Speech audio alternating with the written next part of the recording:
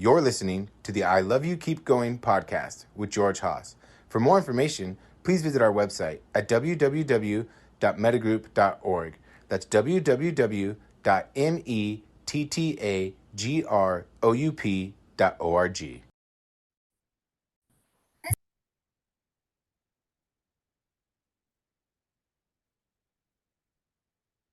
So welcome, everybody. This is I Love You Keep Going. It's Thursday, November 7th, 2024 at 7:36 p.m. Pacific Daylight Time. And I thought that what I would talk about tonight is um, how do you know it's an attachment disturbance and not something else that's causing havoc in your life? And one of the things that begins to come up when you think about it in that way is the patterns that tend to repeat. I think one of the interesting things about attachment conditioning is that the patterns are so stark in comparison to things that are different than that. I like to say it isn't actually rocket science, it's attachment theory. And what we see, and this is thanks to Mary Ainsworth going into the different homes of people that they tested with the strange situation and recording tens of thousands of hours of interaction between caregiver and child to begin to see that particular patterns of care that children receive tend to produce different attachment strategies in the way that they operate in relationships, and then that tends to lead to patterns in the way that children explore the world. And so, what you really look for in identifying attachment patterning is the way that people operate in relationships, but also the way in which they explore or don't explore the world.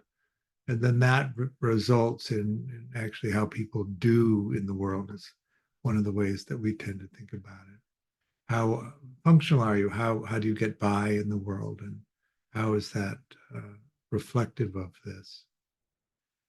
So, in some sense, that's good news, but you could also look at it from the other side, which is that the things that happen to you in early childhood shape the way that you are, and then they unfold over the course of your lifetime in these very predictable patterns, which I would say is different than the luck of the experiences of your life as they unfold.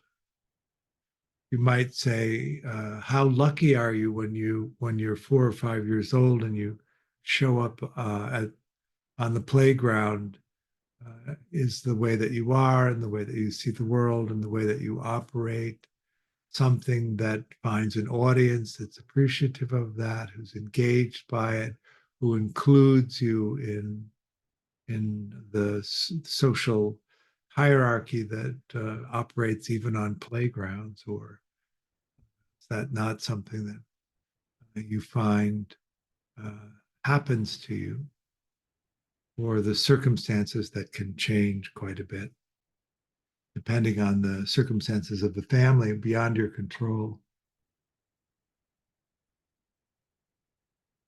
So we see in the interaction between caregiver and infant, the way that the caregiver shows up for the infant creates in the infant and the young child expectations of how the world will go for them.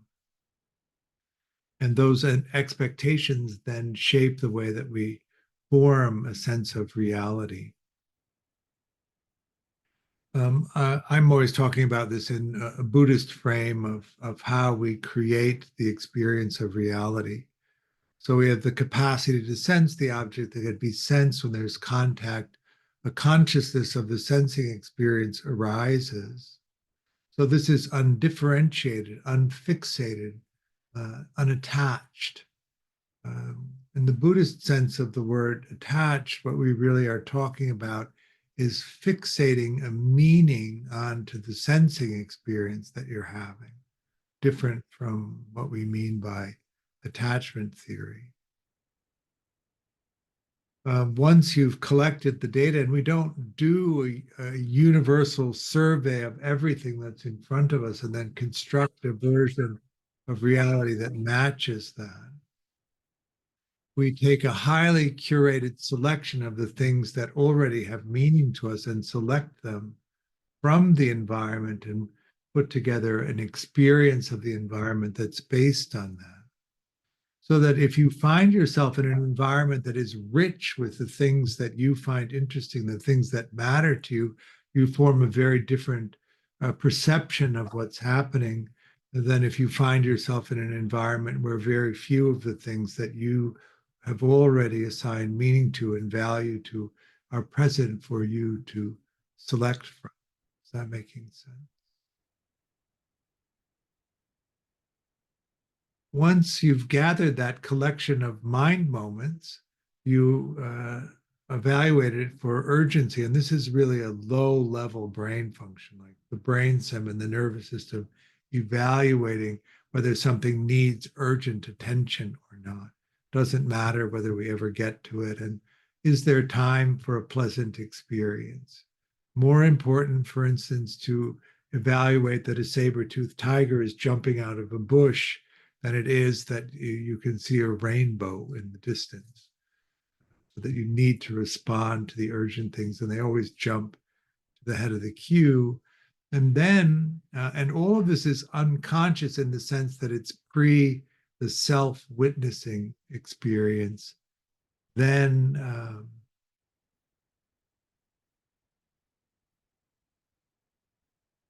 if there's a match in the perceptual database of previously defined sense moments, then that whole thread attaches to the present moment and it rolls from ultimate reality into conceptual reality. And you inhabit this version of what's happening, which has been created in the mind. How do you tell the difference between the tableau of conceptual reality and a sensing experience? The easiest, if you're a sighted person, is to look around the room. And if you see everything in sharp detail and focus, and that it's a smooth sort of flow of visual imagery, then you're in the mind and not actually in the sensing experience, because the eye doesn't see that. That's created in the mind. So having that awareness, this is the sense gathering that I do. This is the meaning that I've assigned to it. Some of these meaning threads are long. Some of them are not. If you started a particular thread of meaning in childhood, then that thread of meaning will extend all the way from childhood into the present moment.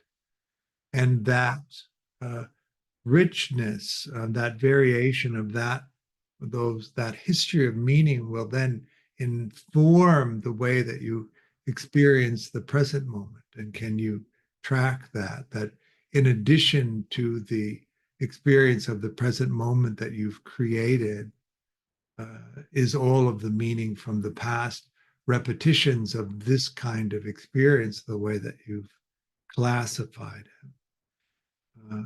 And then the self, of course, the self-witnessing experience has that sense of richness and meaning, which is one of the ways that we decide what's valuable to us and what isn't valuable to us. But in that creation of reality, we also create an expectation of what's going to happen. And if you don't have good differentiation between the sense of reality, you may lose track of the idea that what you're anticipating happening is not necessarily what's happening. But if you lose track of that, then you can anticipate what's happening, and the only version of what happens that you will really accept is the one that you've anticipated, which informs your response, so the intention and then the response that you take. Certain kinds of attachment conditioning will make you sensitive to the interpretation of anticipating rejection, And once you get into the mind state of anticipating rejection, you'll interpret whatever happens as rejecting, and then your response will be informed by the meaning that you are being rejected, and you will take an action that is in fact informed on that meaning and not what's actually happening. And then the person that you are responding to will be confronted with all of this meaning around you being rejected, which they may have trouble puzzling how that ended up in the exchange that you're just having with them, if they're able to uh, interpret it.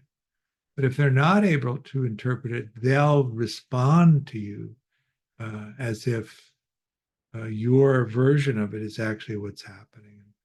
And you'll notice that it's fairly easy to spiral into these arguments that don't make a lot of sense between people, mainly because you've lost track of what's happening and you're just operating from these long threads of meaning that come.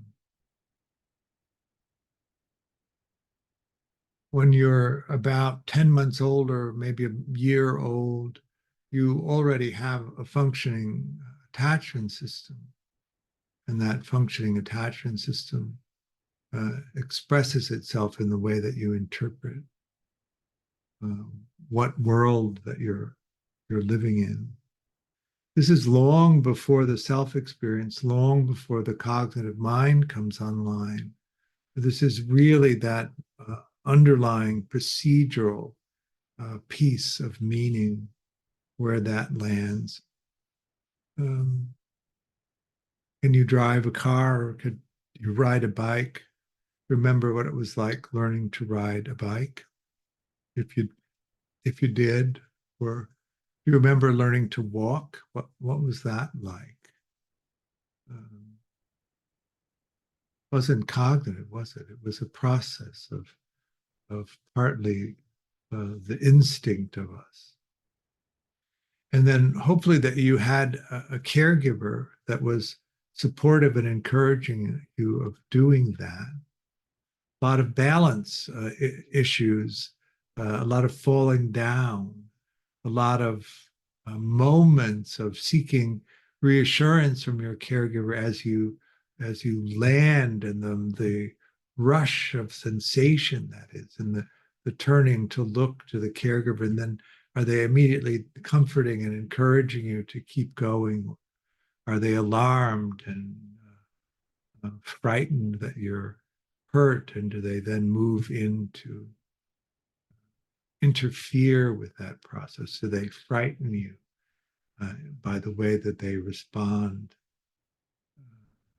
That's how we begin to understand ourselves and our capacities and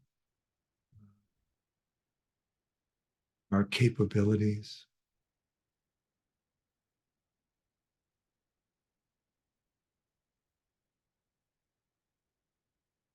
In the beginning, of course, the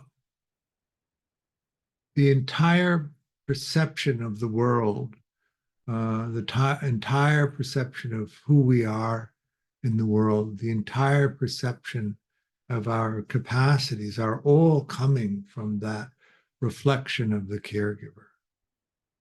And so we learn from them in a way the orientation to the world that they have.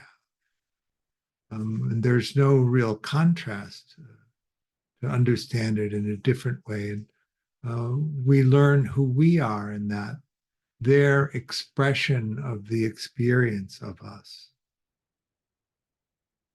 So if you luck out, that is to say, you have a caregiver who's sensitively attuned to you, who delights in you, who is able to interpret and respond to your needs 30% of the time or more. That core sense of self that develops is one of somebody who's confident and capable of getting their needs met, who's capable of engaging in the world and getting a positive response, who's delightful just in your beingness. This is the origin of that attachment conditioning. So we begin to examine the way that we meet the experience of other people, the way that we meet the experience of the world. In Buddhism, of course, the world is other people. So if you look at the descriptions in the refrain of the Satipatthana Sutta, which is the main instruction for meditation in Theravada Buddhism, 17 times in the refrain, it's repeated mindfulness of inside, mindfulness of outside, mindfulness of inside and outside. So an awareness of your own experience, an awareness of somebody else as separate and what their experience is, and then an awareness of the interactivity of your beingness and somebody else's beingness. This is the basic mentalizing frame. Can you recognize yourself? Can you recognize the other person? Can you track the effect that the other person has on you? That all making sense? A bit. So, George, the affect that you see in others, or me picking other people's affect, is through my own conditioning. Right. But if I know now knowingly that I have an attachment disturbance, isn't that affect wrong in the sense that you know that what you're seeing is not right because of the conditioning that happened? That's certainly the beginning of it. So you recognize that you have an attachment conditioning, and then you begin to mentalize when it's present and when it isn't present. And when it is present, it has a lot of effects on your ability to discern things. And when it isn't present, that tends to open up a whole capacity of mentalizing that is not available when the attachment system is active. So you might say, when the attachment system is active, it is causing you to pursue contact for safety and reassurance. And when the exploration system is active, that opens up that whole skill set to explore things. So you might also say that the cognitive mind is available when the exploration system is up, and it is not available when the attachment system is up. Is that making sense? So then as you begin to track this, what you realize is that you have these assets and deficits in terms of your capacity to mentalize. And so as you begin to recognize that your particular attachment system activates, what you also notice is that your capacities for mentalizing will be impaired or not impaired, but they're also not a complete set if you're not in the secure range of attachment. And so what we understand from that is that to come out of that, we then need to undertake training of the deficits in our mentalizing capacity, and to reframe the mentalizing capacities that we have so that they're more in balance with the wider perspective of them. Is that making sense? Or too general? So you're technically, when the attachment system is off, you're saying you're in the green zone, you don't have to worry about. But I was going to argue that the belief systems are still there in how you see others. That Yes, that's what I'm saying. So it isn't enough to know that. What you then have to undertake is the training of the mentalizing skills that you don't have developed sufficiently, so that you can create a different understanding of what's happening. So, for instance, the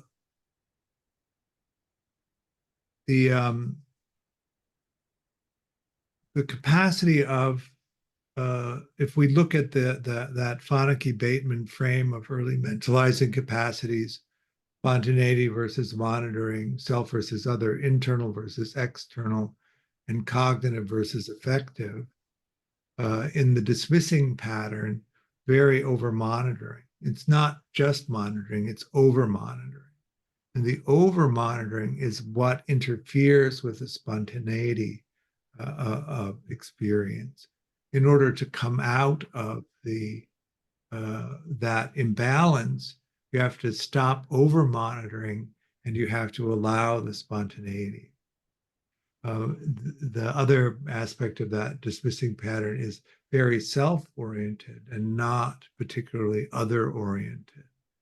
In order to become other-oriented, you have to become empathetic. One of the things that dismissing people do is suppress awareness of their emotional experience, which is at the same time suppressing their empathetic experience, which means in order to turn the empathy back on, you have to turn on a conscious awareness of your emotional experience moment by moment.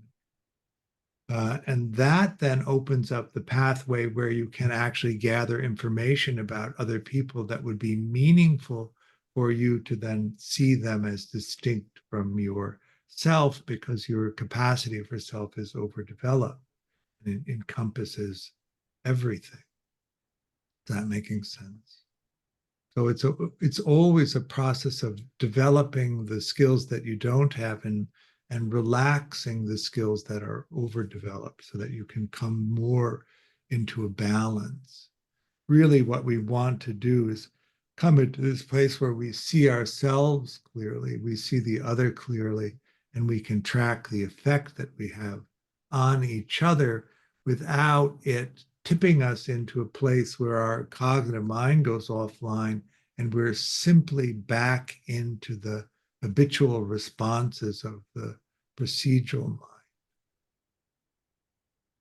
But in order for that process to become automatic and for our responses to be spontaneous and in a more secure range, we then have to also attend to the perceptual database and begin to layer in alternatives so that when the body mind moves from the undifferentiated, unfixated, unattached, pure sensing experience and assigns meaning to it, there's alternatives in the way that we represent experience so that we can form a different kind of reality than the one that we're habitually charged with creating.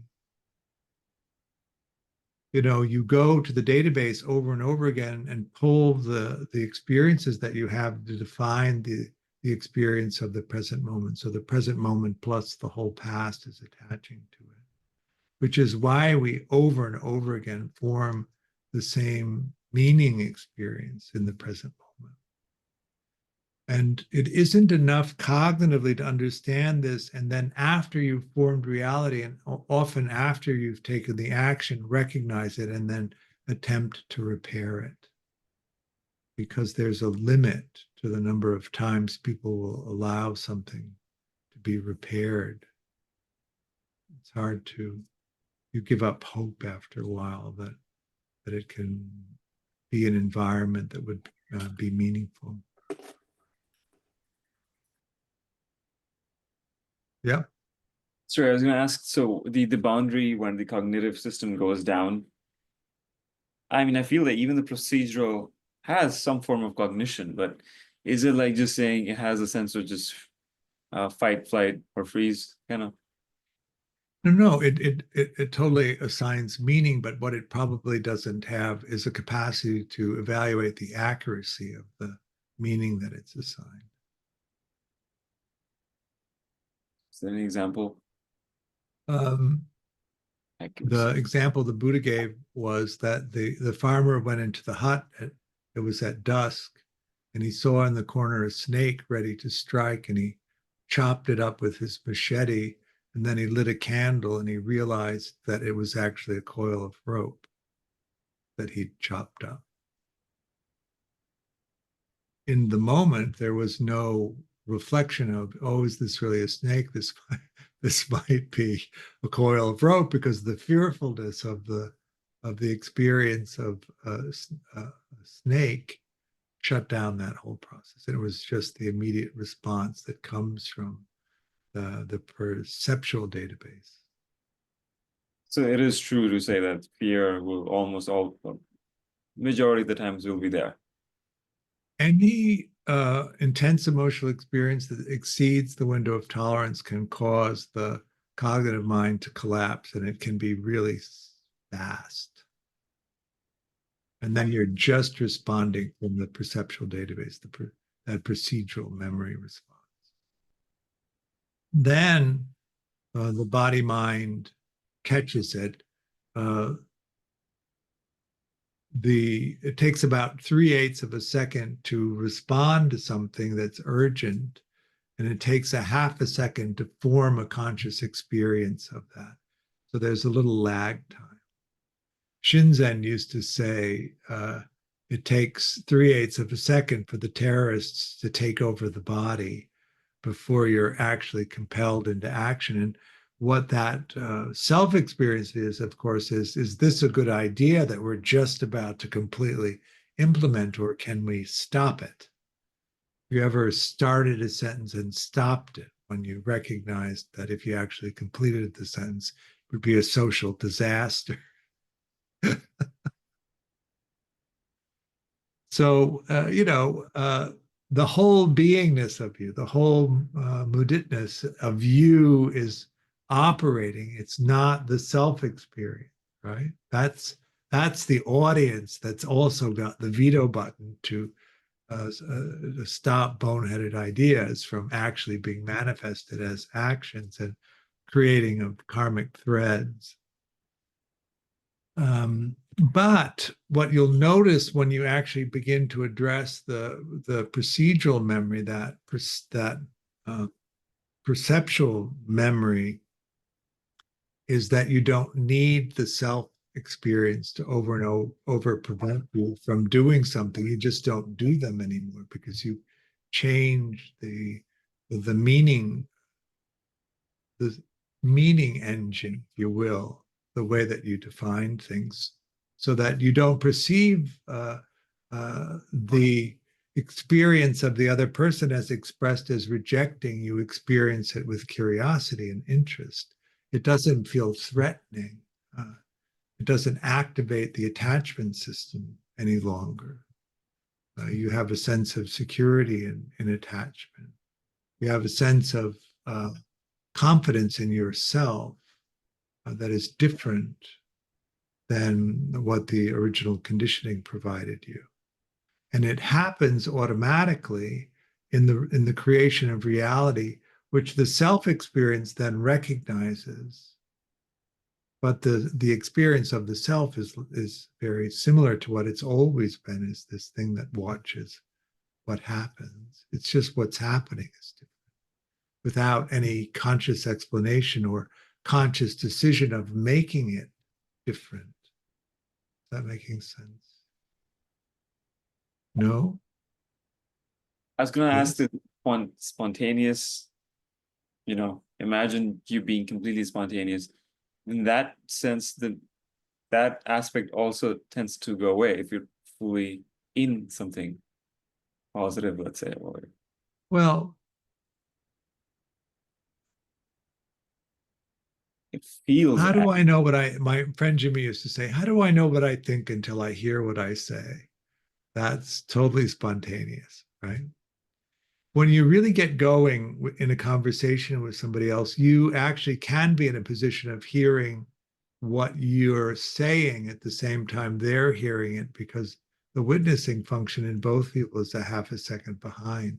Can you feel safe enough and confident enough and lively enough that you can just be expressive, but at the same time monitoring, so that if it doesn't land in the way that you thought it would land with the other person, you can immediately inquire as to why it didn't land the way that you thought it would. How did they hear it rather than the way that you expressed it? Or maybe they do understand what you mean and they're reacting differently than you thought they might. All of those things can come when the balance of spontaneity and monitor. So you're completely spontaneous in your expressions with that mentalizing frame that you're intending to be communicative of something that you want to communicate, and then you track whether or not they've understood you, and then you track their response to the communication and modify your understanding of the relationship between you, which is that intimate exchange. All of that happens pretty quick. And so you have to be able to mentalize pretty quick in order to be able to pick up on it. And if you can't, then you have to begin to develop those skills. So for instance, if you were on the over-monitoring side, everything would have to be run through self before you expressed it, which would mean everything would have to be delayed by a half a second, which would mean that somebody who was listening to you would notice the lag time over and over again in your communication to them. And it would seem to lack spontaneity and often can seem rehearsed or prepared. But your experience, of course, is it's happening immediately. That making sense?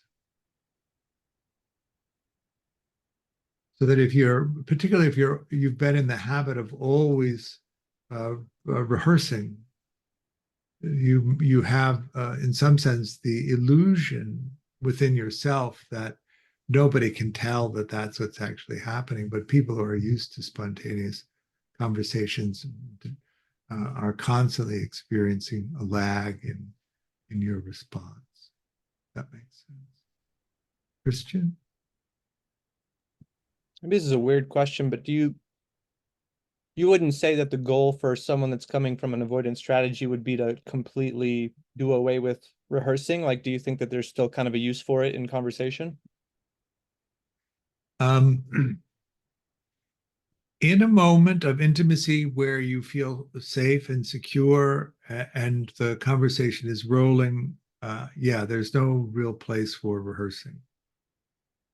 In a fraught and difficult conversation with somebody where you have to be extremely sensitive and you have to really make sure that you're expressing what you mean in a way that they can understand it, then it would make sense to review the languaging of it. But it would also make sense to say, give me a minute, or I need to really think about what I want to say so that I'm communicating effectively rather than something that might be perceived as manipulative. So that it's still an authentic expression, even though it's not spontaneous.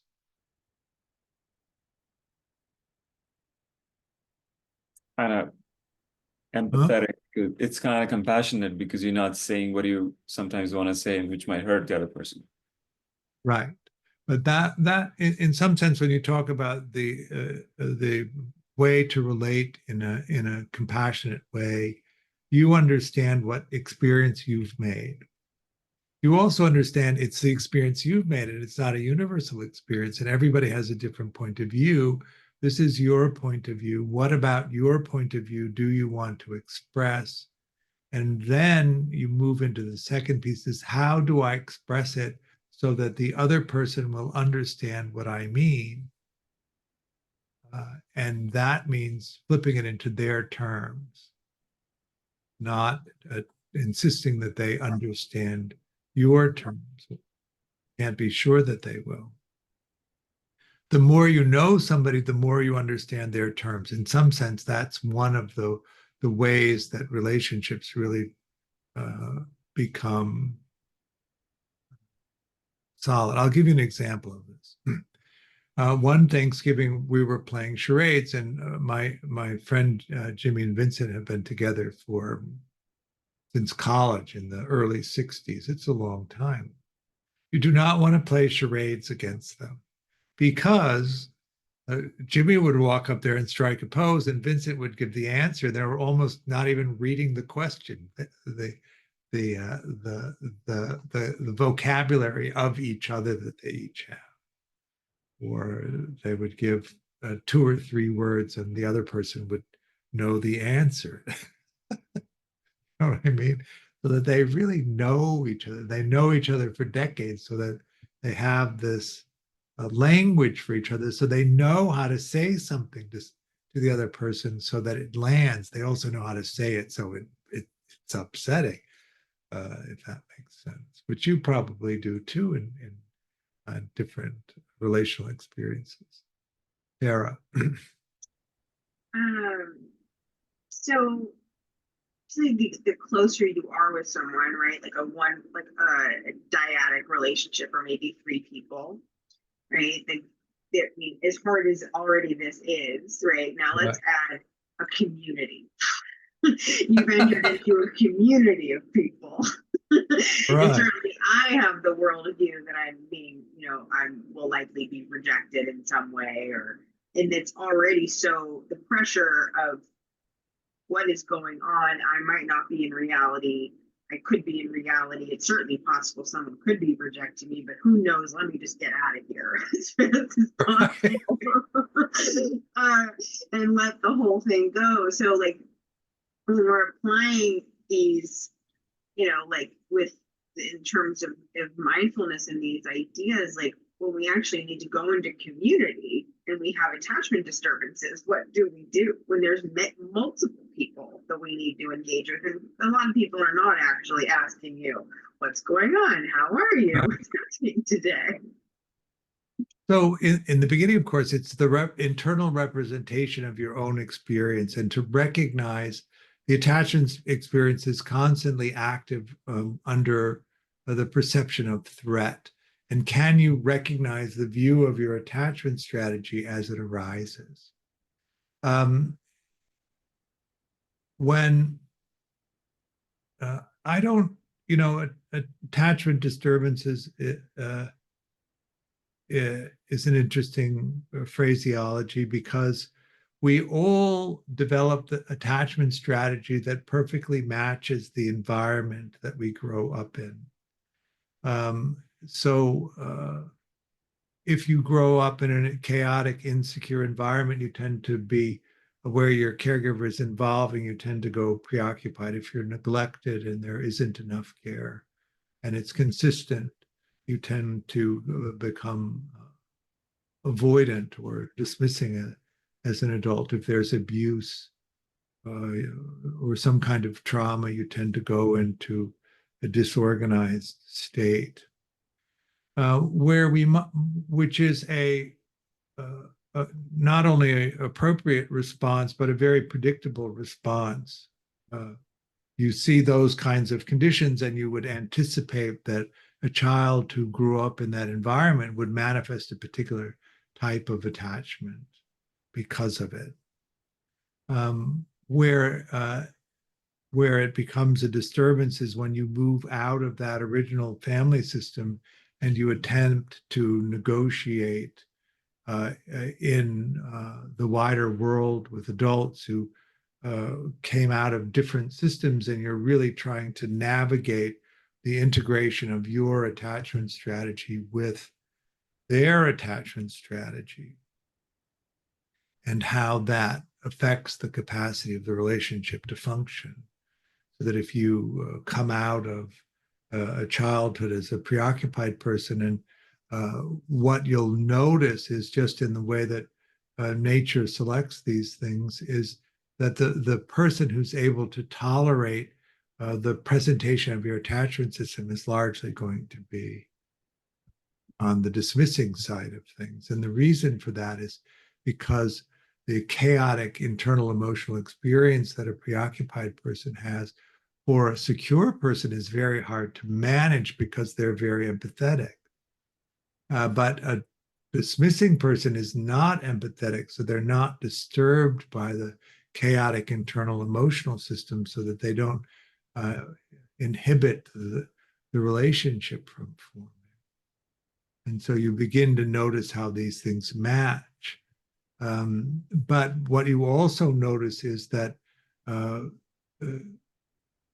organized, insecure attachment relationships tend to be transactional. They don't tend to be intimate. So that you can also find yourself longing for intimate connection, where you really feel seen and known and appreciated and understood by someone else, and not be able to get that to happen in a transactional relationship. And so you're constantly in a state of longing for this intimacy that the structure of the relationship prevents from happening. And then people who are in disorganized attachment tend to trauma bond. And so what happens there is that in dissociative states, they slip out of an awareness of the present moment into the mind, and they slip out of relationship with another person, and they relate to the person often as an avatar of an abuser in the mind.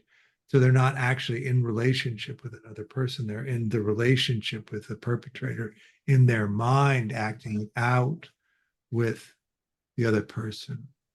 And so the reason that we might call that a disturbance is because it is inhibiting the collaborative, intimate relationship that security provides for people. And as a result of that, you have these deficits of experience. Is that making sense? And so when you recognize that I'm not in an intimate relationship, I'm in a role-based transactional relationship, but I long for intimacy, then you begin to explore what it is that is necessary for me to then be able to do that. And as you undertake doing that work, of course, you hope that if you're already in a relationship with somebody, that they might also see the value of doing that and move toward doing that. But that isn't always the case. A lot of the time, the person that's being cared for in a way that is important to them is content in the relationship, and it's the person who's providing the care that's not receiving a reciprocal care that feels disadvantaged. And then in disorganized relationships, because the relationships are so chaotic and so unreliable, there isn't much sense of support really there. So there's more to do in that. But those representations are quite distinct from you're in your spacesuit, your body, and you have the capacities of the body and the talents of the body, the things that lead you into your explorations, what has meaning to you. And we can look at the way that attachment conditioning affects that, but then there's also this whole cultural container that we find ourselves in, and how that limits your, or advances your exploration in a way. Where do the resources go? How much power do you have in being able to gather them, which is beyond the individual control and into the societal control of that.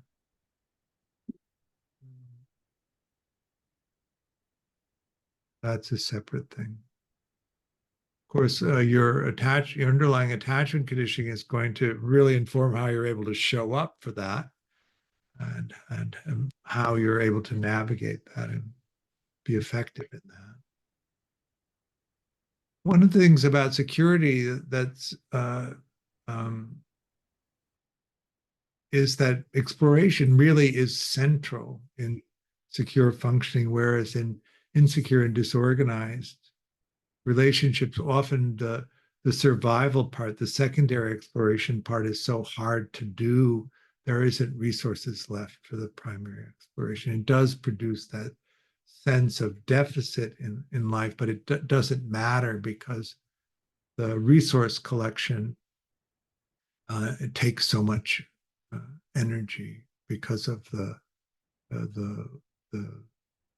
reactivity that often comes with the insecure and disorganized strategy. So you might reflect on that also as a disturbance or a difficulty. In security, of course, you set up the secure base that you need to explore from, and then you have the resiliency of this routine daily exploration, this routine pursuit of the things that have meaning. And so what you find is that these long arcs of exploration, these long arcs of meaning that are very rewarding. But in insecure and disorganized attachment systems, often there's spurts or short periods of exploration, but because the navigation of the pursuit of just time, energy, and resources is harder, those long arcs of pursuing meaning don't happen so much. Particularly in disorganized people, they don't happen so much. That all makes sense. The I think it's a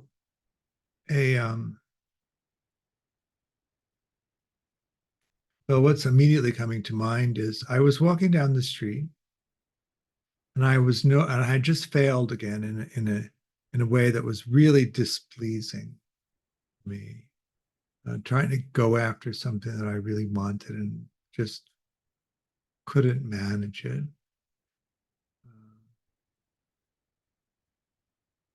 And it dawned on me that actually failure wasn't a problem for me. I was so used to failing. It happened routinely with everything that I tried. The problem I had is the success. That was what was really frightening to me. And that the closer I got to success, the greater the anxiety. And at a certain point, I couldn't bear the anxiety anymore. So I would just fuck things up. And that would relieve the anxiety. And I was familiar with the feeling of failure. So it was terrible, but it wasn't life-threatening in its intensity, if that makes sense. And that was a revelation. But then I actually was curious about that. And that really was my first foray into trying to overcome that conditioning. That would have been the early 80s. So it's a long walk. Figure that out. It did. Sorry, why the success and anxiety correlation? Was it? Well, the explanation that finally cracked it for me was the attachment explanation. But in early childhood, when your caregivers interfere with the development of your exploration, and it's associated with the withdrawal of affection. So what you begin to associate is that if I succeed, I'll lose the affection and attention of my caregiver. And so in childhood, of course, that's completely catastrophic, even life-threatening. But if you have that strong association, as you begin to move toward the things that you want, it creates the anxiety that you'll make yourself unlovable. And that's unbearable. How is that possible? What? How is that possible? If a kid's exploration is hampered in the middle, what's happening? Is the caregiver not happy?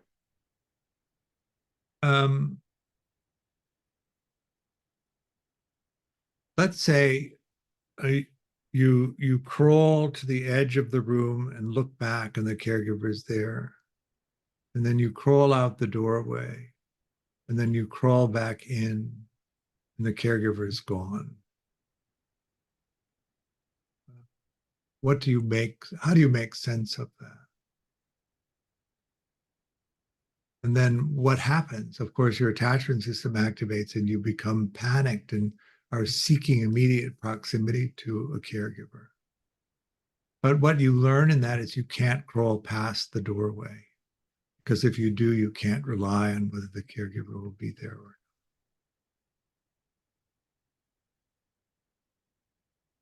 not. And then Another way that it can happen is that you find something really fascinating and you want to pursue it. There's no support in pursuing that, and you're directed to pursue something else. So you pursue something else and you get all of the rewards of the caregiver's response, but it doesn't have any meaning to you. But as soon as you turn back to the thing that actually means something to you, they withdraw the support so that you learn that when you pursue the things that really matter to me, matter to you, you risk the loss of interest and affection. Because they're not reacting.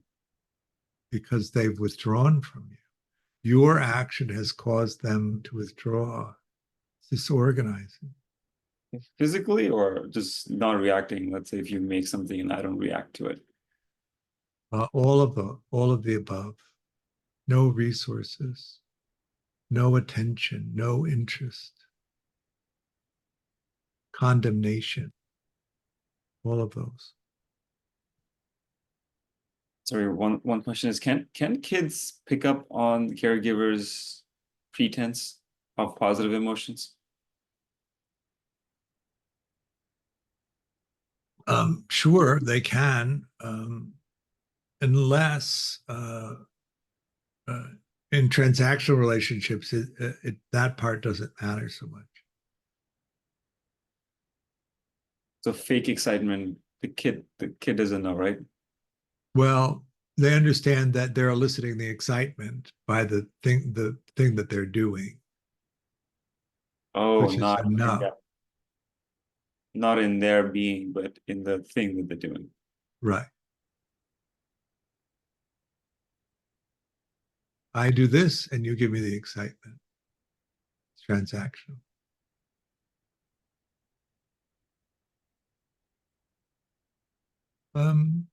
All right. What do you say we do a little meditation practice after this topic? Let's do loving kindness for self.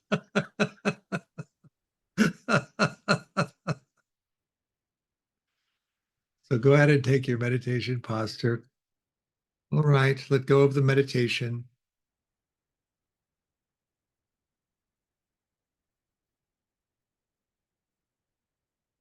How's that?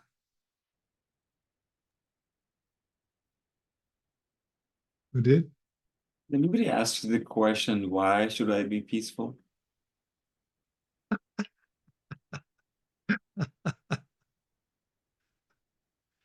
What's the alternative? May I be angry? May I be angry? May I be angry? There are longer phrases. Can anyone remember the Salzburg phrases? Be peaceful, may I be. Free from harm, free from danger. And some people get quite elaborate. The reason that the phrases in this particular way of doing it are so concise is that you don't want to have to effort at all to repeat the phrase. It needs to be something you just grab onto. And for instance, if we contrast it to the equanimity phrase, for the long form of the phrase is, for any harm I may have caused knowingly, unknowingly through my thoughts, words, and actions, I ask for forgiveness. For any harm others have caused me knowingly or unknowingly through their thoughts, words, and actions, I offer my forgiveness as best as I am able. For any harm I may have caused myself knowingly or unknowingly through my thoughts, words, and actions, I offer my forgiveness as best as I am able. Or the concise version, which is, forgive me, I forgive you, I forgive myself. It's easier to fill the space up without the effort of trying to get the phrase right, so that you don't have to concentrate on that. That's mainly what it is. But the goal is not to feel peaceful. I mean, the goal is not to feel whatever It's important to attend the meaning of the phrase, but the phrase is not driving the experience. The object of meditation is not the phrase, it's the mind state. Why is it important to discover the mind state? Because it's one of the aspects of mentalizing that's essential in being able to understand your experience of the present moment and the accuracy of your interpretation of what's happening. Without the accuracy, you don't know what's happening, or whether your responses to what's happening are appropriate or not, or even in scale, right? Which is, if you apply it to an attachment mindset, how do you know that you're not being rejected, or that you are being rejected, even though you've just created the reality that you are being rejected, which would be the Tajapanati, the reflecting back on the way that you've defined it to see whether or not that's what's happening. And then coming into that sense of security of, wow, I'm experiencing this as rejecting. Is that what you mean? So that you're coming from that place of confidence and ensuring that you understand what your experience is, as opposed to just assuming that it's your version is true and reacting. That this is really an essential training and why we focus on it the way that we do. Thank you so much. Yeah, I was just kind of getting inclined towards, wait, I just want to feel good and nothing else. I was kind of getting saturated. Yes, why not? No, the full range of everything you want to feel. No idealization here. Yeah, but not just to feel, but to do what you just said. Yeah. Perfect. Thank you so much. Christian? Udit, I don't know if you find this helpful, but there's been times where may I be peaceful felt a little inert for me. So I've used like may I be joyful, and that kind of has a little bit more action movement to it.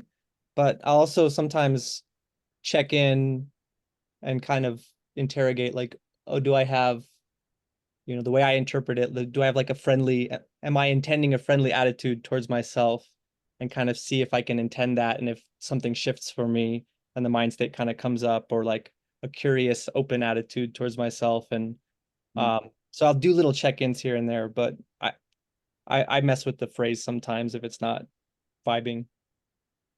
Yeah, thank you so much. Yeah, I'm realizing the motivation is very, very important. Before it was just about feeling good, but now it's about motivation. Yeah. And you have to be careful not to generate heat from the phrase. Oh, I see. Because that would not be the mindset of loving kindness. Unless you live in a place where your heater is off, and then you probably want to do that.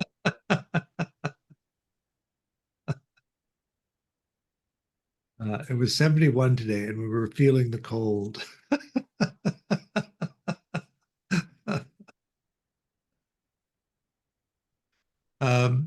So we have a half-day workshop called Family Archaeology coming up on the 16th, I think, which is really about going home for the holidays or interacting with the family, which happens quite a bit over the holidays, and prepping yourself so that you can really use it to understand the family dynamics rather than simply be reactive to them, so that you can have a deeper understanding and develop your mid-range mentalizing skills, which is to be able to watch the system that's happening and then understand your place in the system. I think that's a good thing to do. And so we'll talk about that.